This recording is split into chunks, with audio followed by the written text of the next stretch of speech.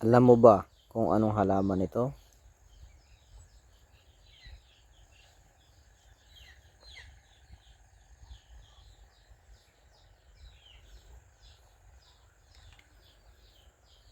Yung mga naninigarilyo dyan, ito yung ginatawag naming tabako. Ito yung linuluto po namin ng isang linggo.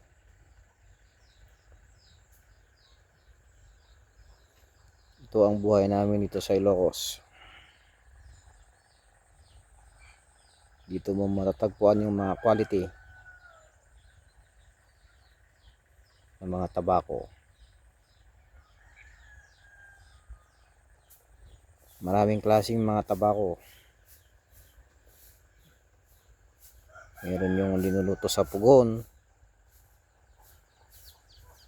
Meron naman yung sun-dry lang na ini-export.